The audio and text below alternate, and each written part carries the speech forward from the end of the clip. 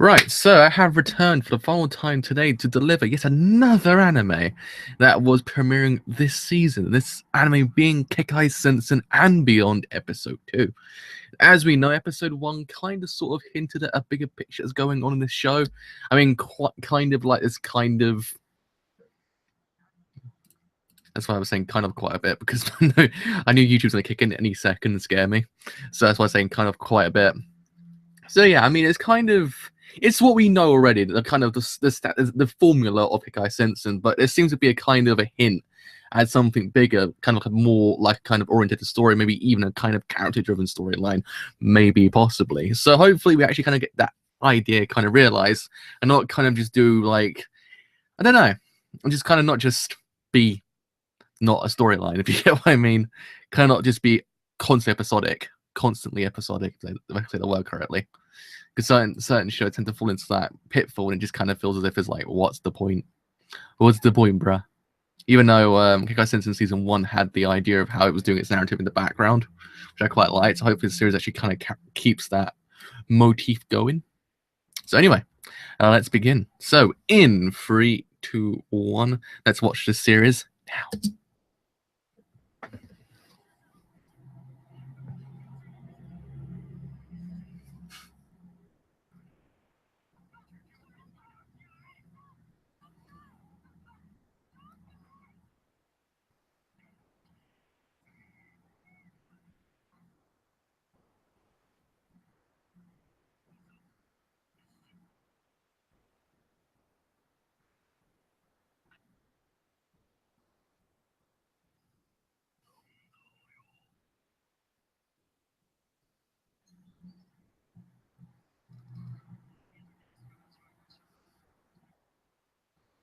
I still quite like the visuals in this series. Yeah, I mean it's not season 1 levels of visuals, but it's still kind of nice to look at.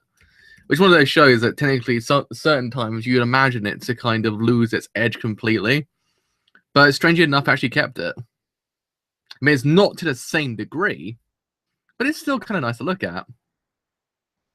It's still kind of nice to look at. That's why I quite like it. I'm like, yeah, Bones is still doing Bones. It's still very much got the aesthetic of Blockade Battlefront in it, which is actually very vital. I mean, the character's still great. I mean, Zap's amazing. Leo's still amazing. Chain's still my wife. So on and so forth.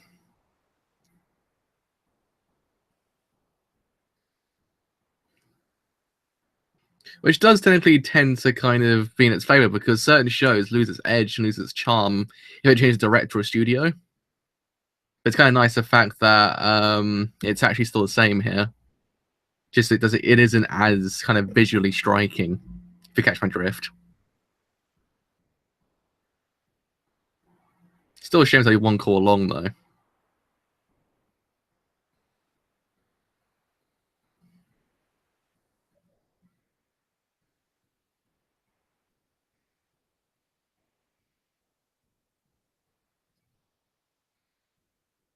Klaus is still really freaking cool as well. I love Klaus. It's one of those shows that you can get past everything else because the characters are so good. That's the other thing to know is the fact you can get past everything else because the characters are so freaking phenomenal. That you just kind of fall in love with them. You just don't mind. If you catch my drift, you just don't mind.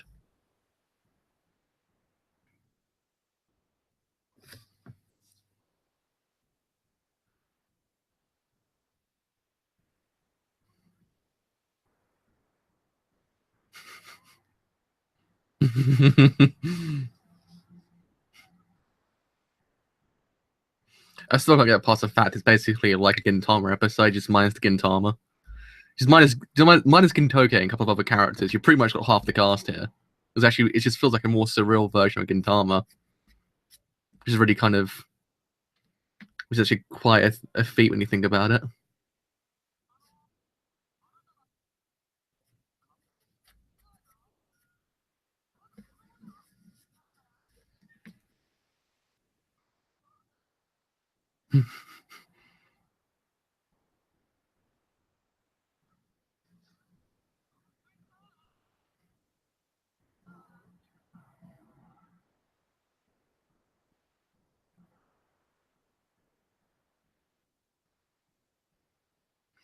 This also happens to be one of those series that's a really freaking good dub as well. The dub of this show is great.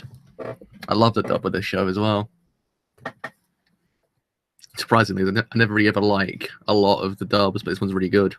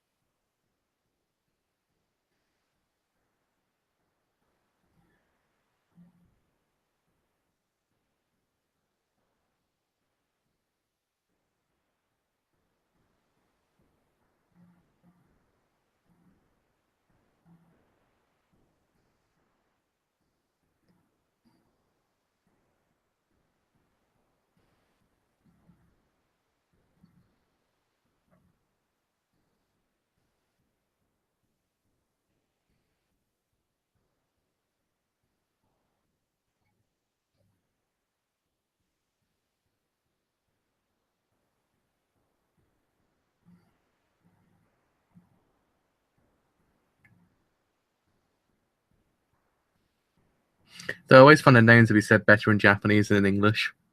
Always noted that about the actual names. They sound a lot better said in Japanese than in English.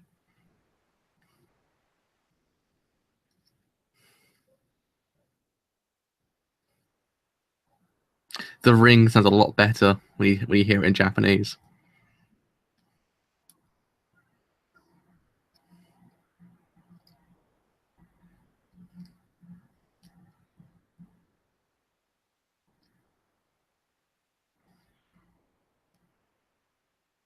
I like the idea of the 16:9 aspect ratio. They're using a lot now.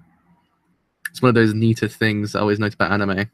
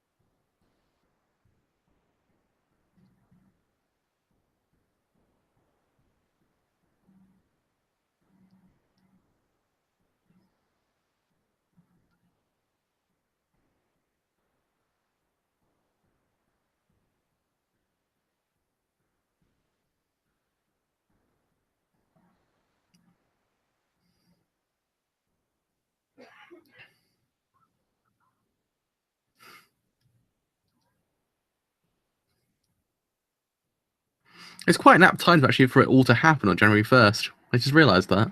It's kind of one of those ones you're like, huh, what happened on January 1st? It kind of ushers in the new era of New York. Actually, kind of a neat little thing. In fact, it all happens on that day.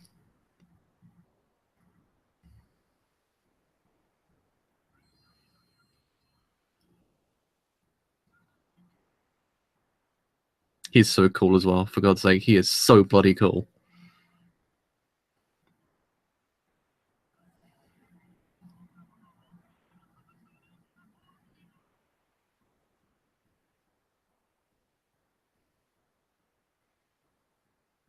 Uh oh.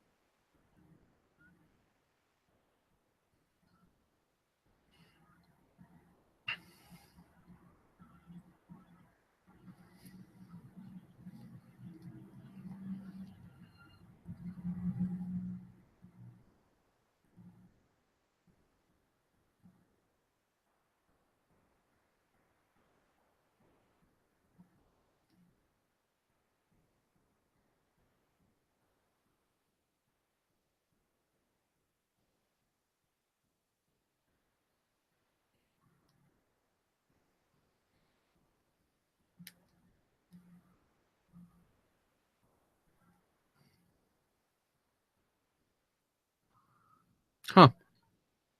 That's quite terrifying. That is quite terrifying.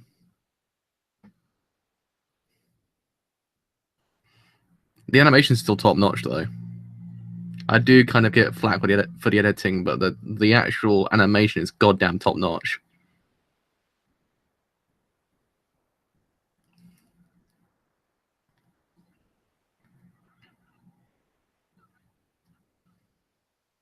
Stephen's pretty much my husband of the series, I must say. Stephen is top tier bay.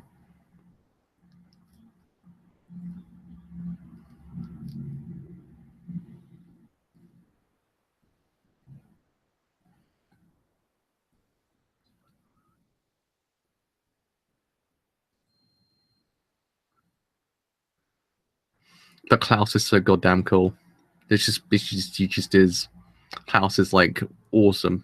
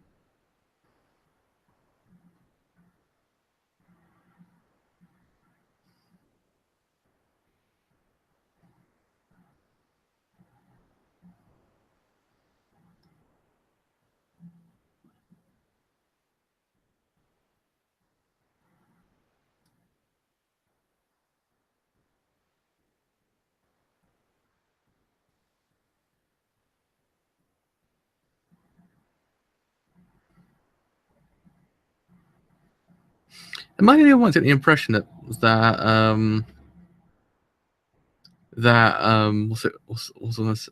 I gonna say? No, is it just me or butterflies are kind of very prominent in anime recently? Like very prominent. It's been a thing that I've seen a lot lately. It's just the idea of how butterflies play into a narrative.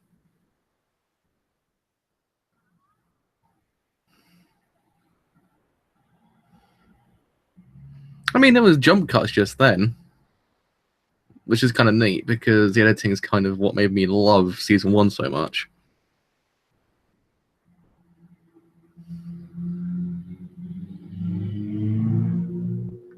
Season one was so good because of the editing and the idea of how it looked like a French New Wave film most of the time.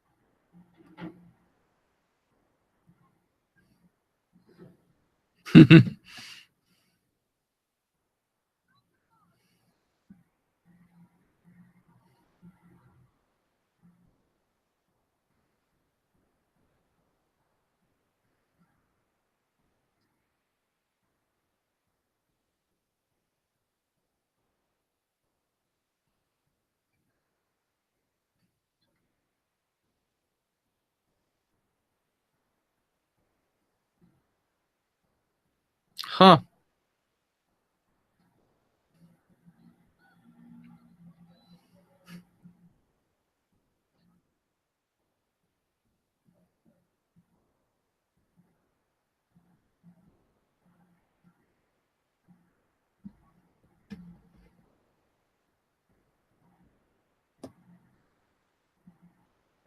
Huh.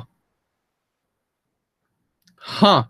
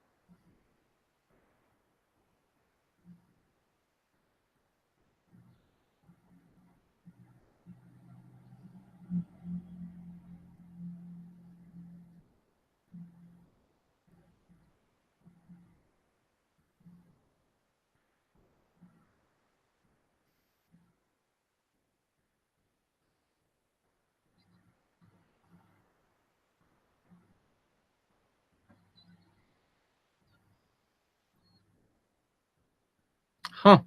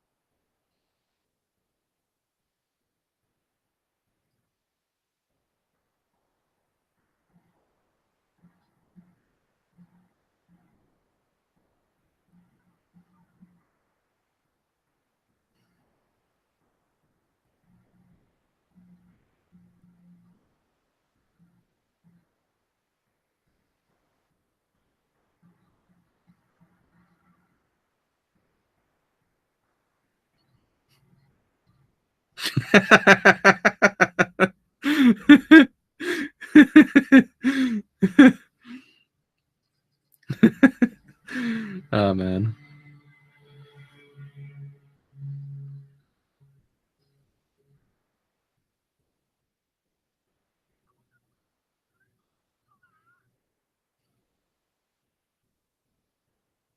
All right, she's pretty cool. All right, she is pretty cool.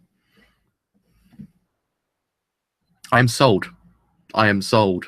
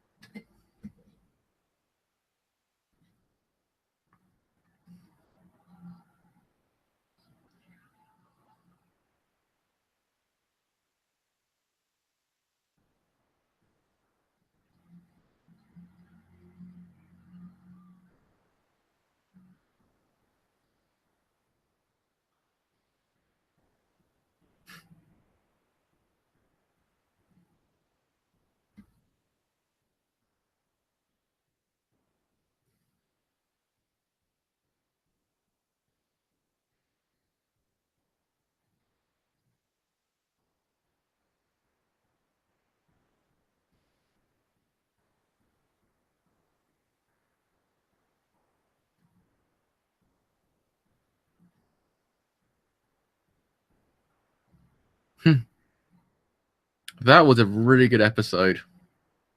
Like, really freaking good. Actually, very surprising how good it was. Damn, son, that was actually a phenomenal episode. I was actually really floored by that one. Surprisingly, the editing actually improved a lot as well. Didn't feel French New Wave as it did last time, but still, it's getting there. I mean, not even French New Wave, just kind of that aesthetic style. A use of quick editing and just kind of just jumping, but not kind of giving a crap where you're going.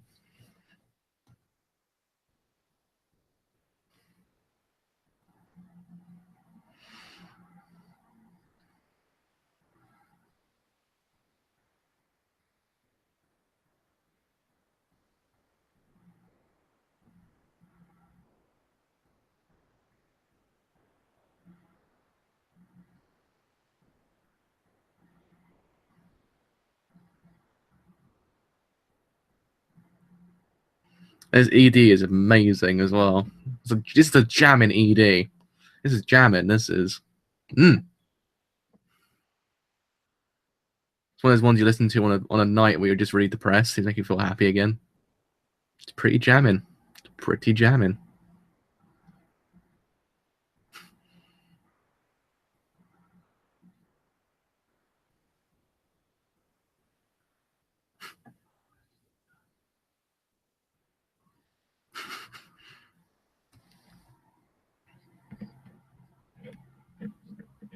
Hey, my wife is back next week.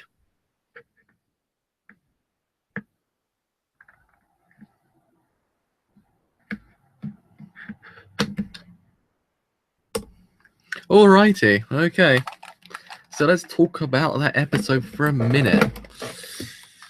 Put my headphones down. Never fall. Oh, they're gonna fall. They're gonna fall. They were gonna fall. And they're not. They're not falling anymore. Alrighty, so very, very neat episode, actually. Quite the episode I was floored by, because when you think about it, Zap's kind of problem plays a backdrop to the whole bigger picture here, and how much how much of society in from New York to Hellsay's Lot kind of went from where it was beforehand to where it is right now, and how in some ways it just kept going and like as if it was nothing. Like, yeah, stuff has changed, but they haven't changed as people too much. They just the job keeps on going and going and going. I actually quite like that aspect, the whole thing of where it went from the previous one to now Hellsay's Lot. So good job on that front. I actually quite like that because it's actually a nice, neater way to kind of usher in the change, because it just tells you that like nothing in certain aspects has changed. Just the whole entire aesthetic of where it was beforehand has changed. Police cars going past. But the core concepts and the people there haven't really kind of changed that much. Besides Estevez, I think her name was. How you say her second name? Estevez, or it was something. It's either with a T or without a T, I believe. And how she's kind of adapted the whole entire new situation, everything like that, and how she's changed as a person. I thought it was a nice, neater aspect, and also the fact is of how we actually got a kind of a flashback, an extended flashback, just of what it was like beforehand and how it was like in the transition, if you get what I mean. Because it was one of those things I actually kind of like to see a little bit more of, is how that transition happened and what really happened to the world after that point and what was really going on, if you catch my drift. Is that whole entire thing. I actually quite like that aspect of the show as well, how it kind of explored that little bit. Well, not really a little bit, it actually played a major part of it. So all in all, pretty freaking good episode in that front, because it kind of just answered a lot of questions I had very much kind of still there. And Steven and Klaus are such freaking awesome characters, I must say. They're just so goddamn cool. I'm like, man, I wish I was that goddamn cool sometimes. Just, I don't know. They just have the coolness. They have the coolness, if you get what I mean. But yeah, the animation has not got down 1 single centimeter since last week or since the previous series. The animation still very much is pretty freaking king, because it really is. The animation is amazing sometimes. I'm like, man, that Bones, they know what they're doing when you think about it, because they always do. They always know what they're doing most of the time. So yeah, on that front, there hasn't really much changed. There's certain aspects that have changed, don't get me wrong. The editing is still kind of, it's getting there. Catch my drift. It's getting there. It's not to the point of where it was beforehand. It's not to the T of season 1. It's not to the editing that was in season 1. As I said beforehand, the avant-garde, the kind of French New Wave, that aspect of the editing, because that kind of made the show for me.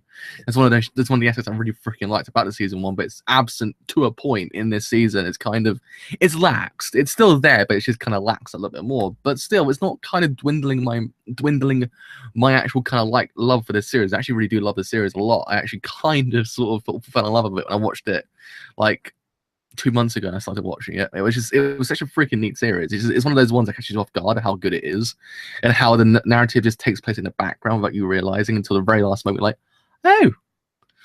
But yeah, I actually kind of like the fact of how the actual it's not so much a movie reference, but the actual movie aesthetic kind of keeps on going in season 2, because season 1 had quite a lot of movie references. There was Scanners, there's a couple of other ones there as well. If you kind of if a cinephile like me, you would pick up on them. Like, it was very neat. I was like, hey, that's kind of cool.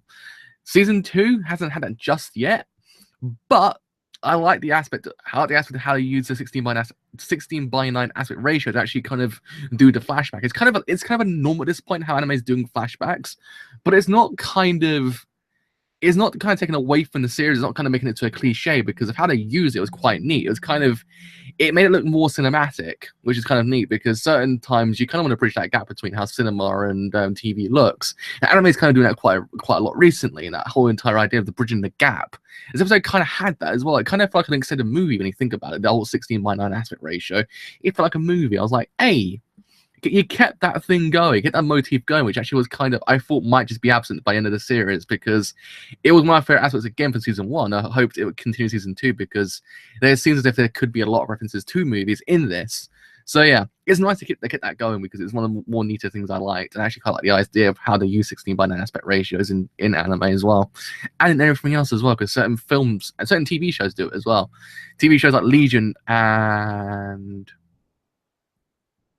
what else did I watch that kind of used it as well? That was kind of really freaking cool. There was another series beforehand, before Legion, that used a 16:9 aspect ratio to its advantage to kind of actually kind of make it just to kind of bridge that gap, if you catch my drift, it's kind of the idea of how they kind of play with the 16:9 aspect ratio.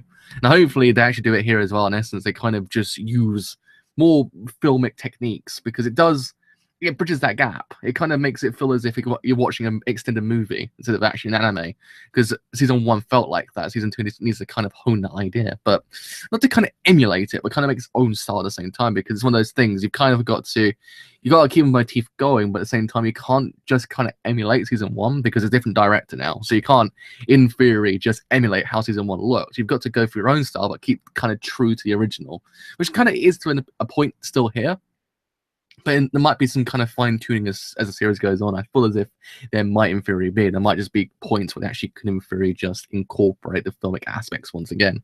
So yeah, it's just the cinephile inside me that actually is talking, because I'm a massive cinephile. Like, so there's things that no one's realised behind me is a load of films. So it's kind of one of those things that when you're a cinephile, you actually kind of just pick up on these little things. And it's just kind of, when they go, you're like, oh, you kind of want them back. It's like, it's the cinephile inside me kind of just cries a little tiny bit when that happens. But anyway, oh god, my eyes are killing me again, so I might have to leave it here for today and actually kind of lay down for a bit and kind of get my vision back for a second, because I believe it's kind of dwindling, as they say.